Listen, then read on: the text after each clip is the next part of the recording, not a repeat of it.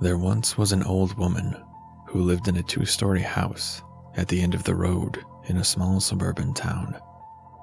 You never really saw her that much, except when she stepped out of her house to drink her tea.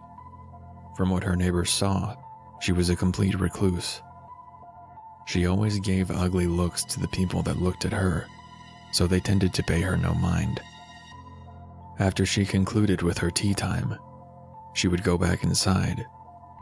The strangest thing that her neighbors noticed was the playing of a piano coming through the walls and windows. Songs no one recognized always permeated through the windows and walls of her house and flowed into her neighbors' ears. The melodies were always in minor key, making them sound haunting, and it frightened her neighbors. They couldn't really say anything about it, since she was old and probably senile, so they just left her alone. She wasn't always a recluse, however.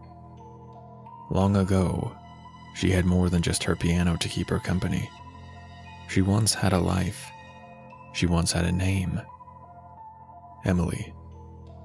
Many years ago, a time far beyond the knowledge of anyone residing there now, she had moved in from the city with her husband Daryl.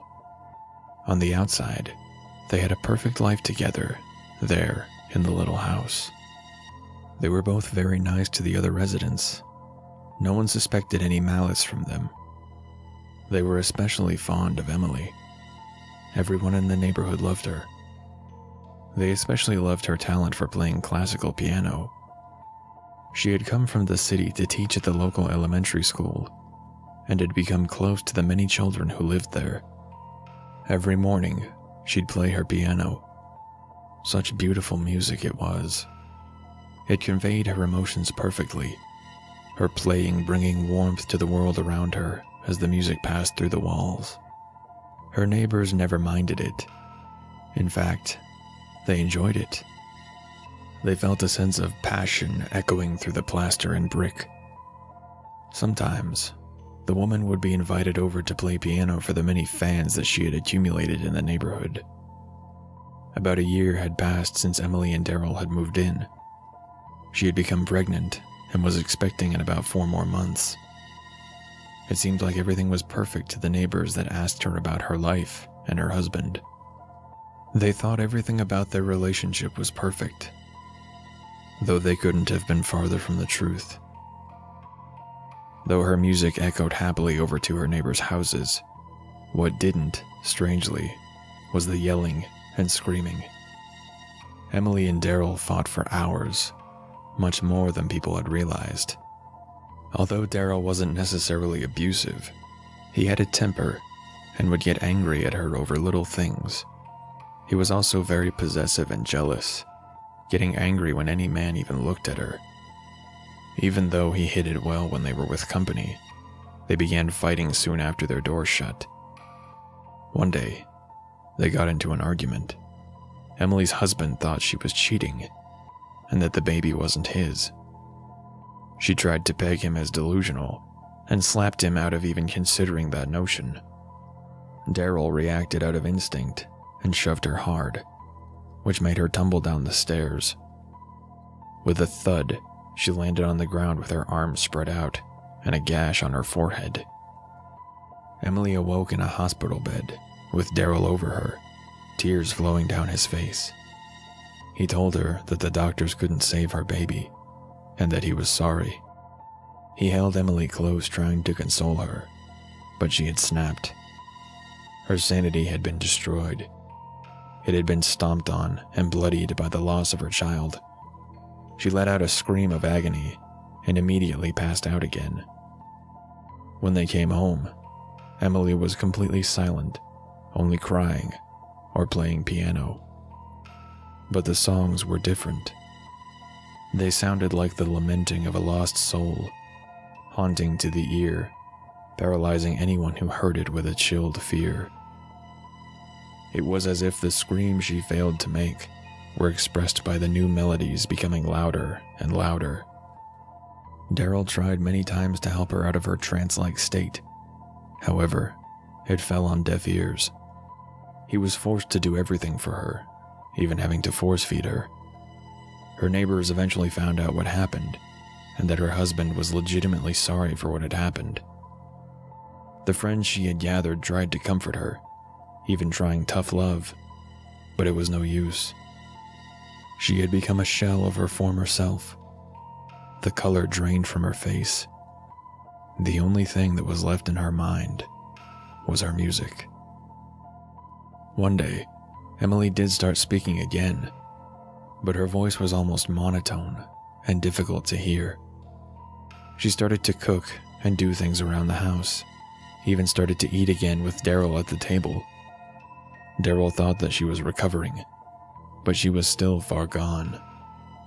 She still didn't want to be near him, being cold and unwanting when he wanted to console her.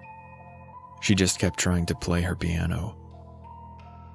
When she had fallen asleep on the piano, he took her to the couch and kissed her on the cheek. Then, he just went to bed in tears, still ashamed of what happened. The next morning, Emily came to her friends in tears. She told them that Daryl had died in his sleep. They consoled her and decided to help her with the funeral arrangements. It was held a few days later. There was a crowd of people gathered at the town cemetery. Emily accepted the comfort of her friends and neighbors. A priest did the sermon, and during the burial, Emily laid flowers on his casket. She stayed silent, not wanting to be comforted by her friends. She eventually quit her job at the school and started to live in seclusion. For the next few days, Emily's neighbors could hear her piano playing the same haunting tune, as well as a growing odor coming from her house. It smelled foul, almost making anyone who smelled it faint. Her neighbors tried to complain about the smell, but she did not answer. After days of trying, they gave up, assuming that it was just coming from their trash. As weeks passed, disappearances started happening one by one, starting with the dark music and the foul smell becoming more and more prominent. The neighborhood kept hearing the haunting melodies coming from her house. Her friends decided to act. They called the police and let them know about the smell. They went over to Emily's house, and she answered them. They did a search for anything they could find that was suspicious, but nothing was ever found. This continued for years and years. Children started disappearing from the neighborhood. People who moved into the neighborhood were found dead by asphyxiation in their beds. She always smiled when the police came to her house, and they always came up with nothing. The only thing that remained constant was the music still coming through. People listening swore they heard screams echoing through her playing. She eventually cut herself off from her friends and became an old crone, always looking angrily at people. She hated couples the most, always jealous of their happiness. After years of this, the smell went away for the most part. The disappearances became less and less, until finally, they ended. The only thing that remained was the constant music being played, as if the old woman never slept. Eventually, she passed away, and nobody knew when she did. Her corpse rotted in her bed as days went by, and nobody found her. Eventually, the police did find the body, and decided to bury it in the cemetery in an unmarked grave. They began to search for clues as to how she died, and eventually came across an old piano. Its keys were dusty, and the bench was knocked over on its side. One of the policemen continued to search because he felt something was amiss. A certain smell that he had smelled before was faint, but lingered in the air.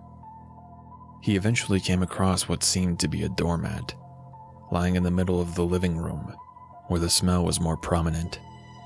He lifted it up carefully and found what looked like an indentation in the floor. He started to feel around and found an edge. He pulled every which way and uncovered a hole in the ground, leading into darkness. The policeman shined his flashlight to reveal a horrifying sight. Many skeletons of men, women, and children were seen laid inside.